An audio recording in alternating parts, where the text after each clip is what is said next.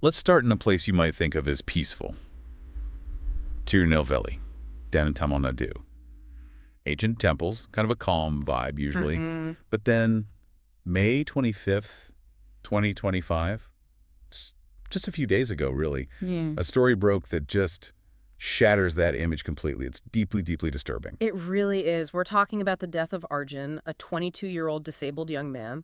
And the truly horrifying part, he was allegedly murdered in the care home where he lived. The place meant to keep him safe. Exactly. Yeah. And the people accused, the staff, the ones supposed to be caring for him, it's just a fundamental betrayal of trust. It's hard to even wrap your head around. Let's walk through how this unfolded because the sequence itself is so troubling. Yeah. Arjun disappears, right? May 20th. Yes. And you'd expect, immediate action, search parties, police called instantly. But that's not what happened, apparently. The care home's response was, well, lackluster seems too mild a word, almost muted. It really does raise immediate red flags, doesn't it? When someone under your care, especially someone vulnerable, goes missing and the reaction is so slow, so passive, you have to ask what was going on there. What protocols were missing? Or ignored? Precisely. It suggests maybe they weren't surprised, or worse. Then fast forward 3 days, May 23rd, a local farmer, Raju, he's near the care home, his dog. Yeah, the dog starts digging. A detail that seems almost out of a story, but tragically real. And it uncovers, not treasure, a shallow grave, with Arjun's body inside. Just like that, Yeah. an animal reveals this horrific secret. That discovery by the dog, it's grimly ironic, isn't it? And the location, right there near the care home itself, not some remote spot. It suggests either incredible carelessness or a chilling confidence they wouldn't be found out. I think that's right. After the body was found, though, the Tirunelveli police, they moved quickly. They did. By the next day, May 24th, 3 staff members were arrested. Shresh, Mani, and Lakshmi. Their names have been changed, of course. And according to reports, they confessed. And the picture that emerges from those confessions it's just sickening. Let's unpack the core elements here because there's so much going wrong. Yeah. First, that betrayal. It's staggering. These people were his guardians. Absolutely. Families place immense trust in these facilities. To have that trust violated so violently, it sends shockwaves. Then there's the negligence, not just leading up to his death, but that initial non-reaction when he vanished. That negligence seems almost like a breeding ground, doesn't it? An environment where something this awful could maybe fester and then be covered up so casually. And the alleged motive. Yeah. This is maybe the hardest part to stomach. Arjun was apparently speaking up. Yes, complaining. Yeah. About things that sound pretty basic, skipped meals, mistreatment, things nobody should endure, let alone someone relying on others for care. And these complaints, they apparently angered the head caretaker, Suresh, who allegedly called Arjun a problem. Calling a resident a problem for voicing concerns about their own well-being, it speaks volumes about the culture, the power dynamics within that place. It suggests dissent wasn't tolerated, it was punished. Punished in the most horrific way possible. The allegation is that these 3 conspired. They lured Arjun somewhere secluded on the night of the 20th. Under some false pretense, apparently, which adds that layer of cold calculation. And then they strangled him. It's premeditated, calculated cruelty. Not a crime of passion, but something planned to silence him. And then the final insult, just burying him in a shallow grave behind the building. Right there, and cooking up this story that he'd run away. They were counting on people not taking his disappearance seriously, weren't they? Assuming, perhaps cynically, that a disabled person missing might just be overlooked. It's a horrible manipulation of societal attitudes, absolutely, banking on indifference. Thankfully, the police didn't buy it. Despite that initial attempt at a cover-up, they pushed forward with a proper investigation. Credit where it's due. The Tirunelveli police seemed determined to get to the bottom of it. And finding that grave, that became the unavoidable truth, didn't it? All thanks to Raju's dog. Sometimes truth finds a way out, however grim. It really does. A small, unexpected detail blowing the whole thing wide open. Identifying him through his clothes, personal items. Imagine that moment for his family. Yeah. Just confirmation of their worst nightmare. Utterly devastating, the finality of it. Then the post-mortem at Tirunelveli Medical College Hospital.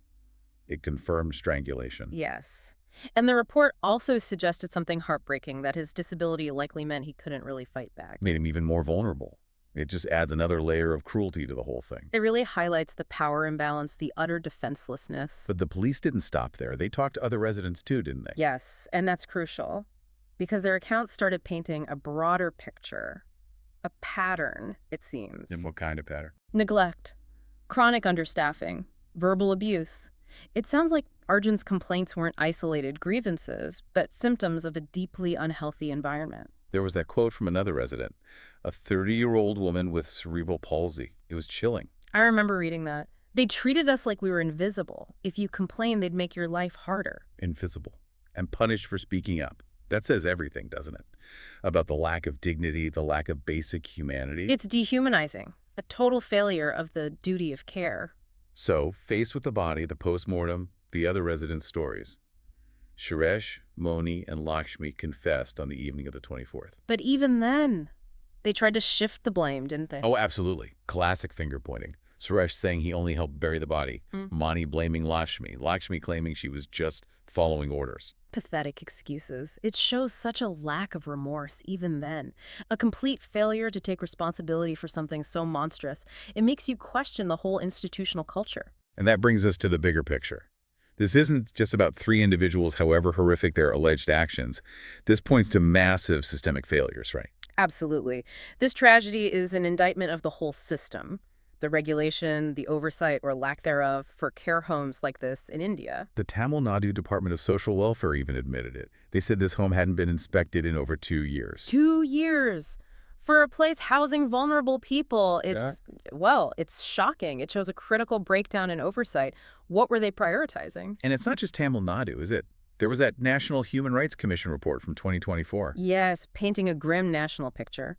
Over 60% of care homes for the disabled lacking proper licenses, operating with minimal oversight. Plus issues with staff training, funding. It sounds like a recipe for disaster, widespread across the country. It really does. It creates environments where neglect and abuse can flourish, potentially unchecked. It's a systemic undervaluing of disabled lives. It just hammers home how incredibly vulnerable people in these situations are, often unable to advocate for themselves, sometimes physically unable to leave. Their dependence makes them prime targets, sadly. Communication barriers, societal marginalization, it all compounds the risk and makes robust oversight absolutely critical. And the irony, the hideous irony of it all, a place called a care home, a safe haven, becomes the site of murder. The ultimate betrayal of purpose. It's supposed to be a sanctuary, and it becomes the opposite. It demands we ensure these places actually live up to their name. Predictably, the community in Tirunelveli was outraged.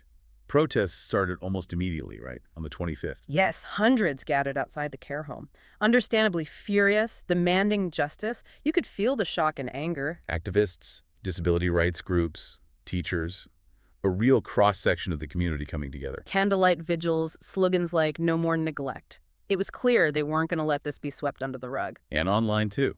The hashtags, #Justice for Arjun, #Care Home Reform, they took off. Social media amplified it massively, and some of the comments, like that one you mentioned earlier, if you can't trust a care home, where do you turn? A haunted house has better staff. It's dark humor, but it cuts right to the heart of that shattered trust, doesn't it? It really does. It captures that sense of disbelief and betrayal perfectly. And the fear expressed by parents of other disabled children. That quote from the mother, "We thought we were giving our son a better life. Now we're terrified." That's just heartbreaking. It shows the immediate devastating impact on families relying on these services. Who do they trust now? Where is safe? The government response came pretty quickly, facing that pressure. Chief Minister M.K. Stalin announced a probe. Into all care homes in the state, yes. Promised stricter rules, surprise inspections, the very things that we're missing here. And compensation for Arjun's family. Yeah. Ours 5 lakh, which, it's something, but... It doesn't fix the system, does it? It's a necessary gesture, perhaps, but the real need is for deep structural change. Money can't undo this or prevent the next tragedy without reform. Legally, the charges are serious. Section 302, murder. Plus, conspiracy, destroying evidence. As they should be. The potential penalties are life imprisonment, even the death penalty. It reflects the severity under Indian law. The police say they're building a strong case. But we know the justice system can be slow. It often is, unfortunately. Delays are common.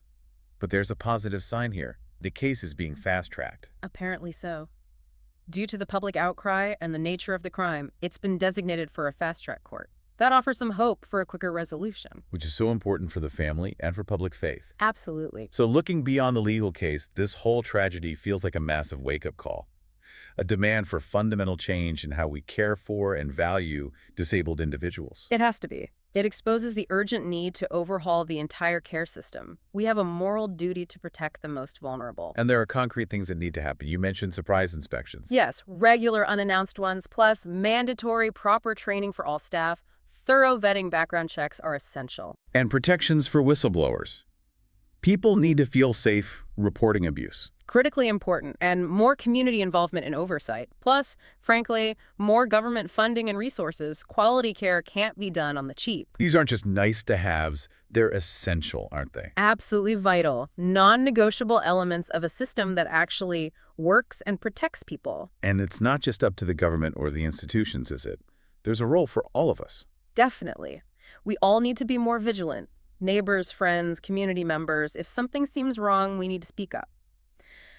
That story of Raju's dog is a reminder. Awareness can come from anywhere. We all need to be metaphorical watchdogs, in a way. A good way to put it, societal vigilance is key. We can't just outsource our humanity and responsibility. And we have to remember Arjun, not as a case study, but as a person. Exactly. He loved Tamil music, apparently. Had a sense of humor, wanted independence. He was a young man with a life ahead of him. His family called him the light of our home. Their trust is shattered. This isn't just a crime statistic. It's a symptom of societal neglect. His life had inherent value. The loss is immense, and it highlights the human cost when systems fail so catastrophically. So for everyone listening, this is deeply upsetting. But don't turn away. Ask the hard questions. Demand accountability. Stay informed.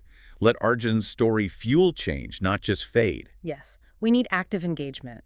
Advocate for reforms. Ensure care homes become what they're supposed to be, places of safety, dignity, genuine care. Because this tragedy in Tirunelveli, it's just such a stark, brutal reminder of what happens when trust is obliterated and systemic failures leave vulnerable people exposed to the worst imaginable harm. It forces us to confront uncomfortable truths about our systems, our priorities, and our collective responsibility. So the final thought, the question for all of us, what's my role? What can I do in my community to help ensure vulnerable people are safe and treated with dignity? What small actions can contribute to that bigger, necessary change? Maybe that dog uncovering the truth is a reminder. Even in darkness, unexpected things can bring light, can push us towards a better way. It's a vital question. Creating truly safe havens requires more than just policy changes. It requires that unwavering collective commitment, vigilance, empathy, and action from every single one of us.